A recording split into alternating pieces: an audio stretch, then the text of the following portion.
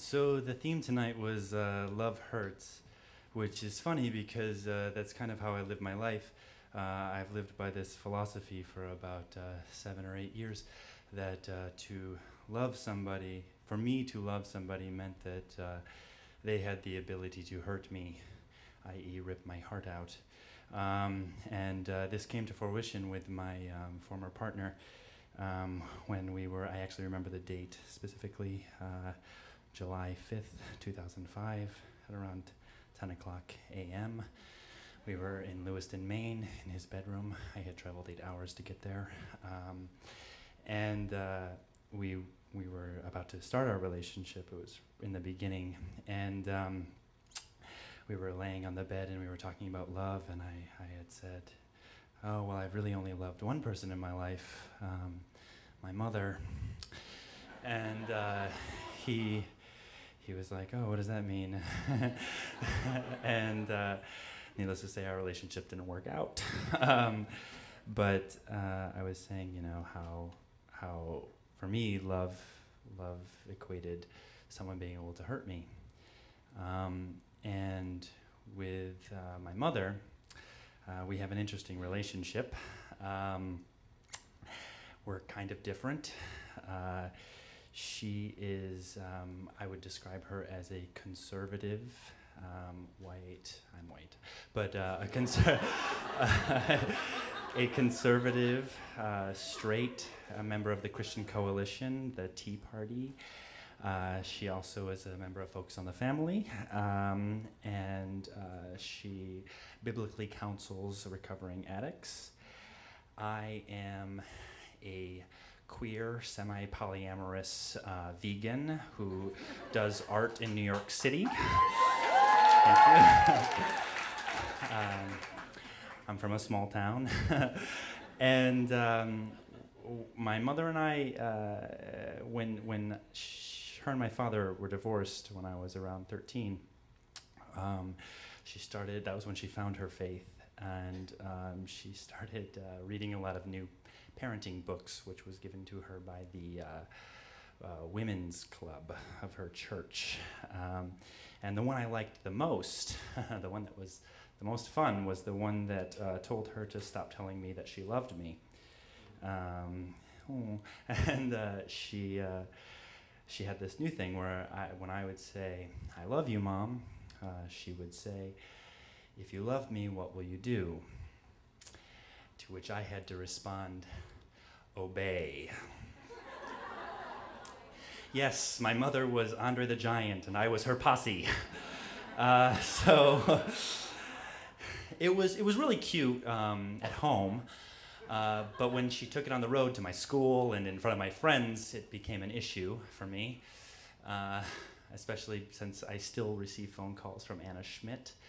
It's a friend in high school, and she says, if you love me, what will you do? Obey, cute. It's still funny. Not. And so needless to say, my mother's and my relationship kind of started to deteriorate throughout those years, those formidable years. She was trying to make me to go to church, and I was not into it. And it deteriorated so much that by the time I went to college, we no longer spoke. We couldn't speak to each other. And I remember coming home with a friend of mine who said to me, I have no idea how you come from here. And I said, I have no idea why I brought you here. And it was really difficult formulating that time. And my mom and I came home once, and we were trying really hard, and I couldn't say 3 words to her without crying. I just couldn't. And she asked me to go on a walk. We used to walk when I was really young, and we were walking around, and it was an hour and a half around my hometown, which is a small town, and we didn't say one word, and we were holding back tears the whole time. And I was devastated because I wanted so badly to tell her how much I loved her, and this is a part of me, and I have all these things in me, and I know that she wanted so badly to say to me, you know, I want you to be a part of this life, and I love you, and I want you to be involved in it. And we couldn't say those words to each other because we knew if we did say those words that we were going to lose each other. And so luckily, I'm really into talk radio, and I have a secret hobby, not secret anymore, but I like to call into talk radio shows a lot. You name it, I've been on it. World Have Your Say, Rush Limbaugh, Sean Hannity, NPR, let's see, name it, I've done it. And the way that I solved this problem was I called into Dr. Joy Brown. If you don't know who she is, she's really amazing. And she told me to try having superficial conversation with my mother. So I did. I asked her how the weather was. And she told me. And then I asked her, hey, how's the house? She was like, oh, it's still here. And, we continued in that, and our relationship was able to grow. And we started being able to talk about bigger topics and realizing that we still loved each other and that it was okay. And at one point, I went to West Africa, and she would write me letters every day just with superficial topics, just saying like, hey, it's sunny in Hornell. And I'd be like, neat. And when I came back to the US, I know I'm not allowed to have paper, but I had to bring it. She wrote me this letter, even though we couldn't talk about things. And it was really beautiful, and I want to share it. It said, Dear Christopher, I just want to drop you a line and say hi. I have missed your smiley face.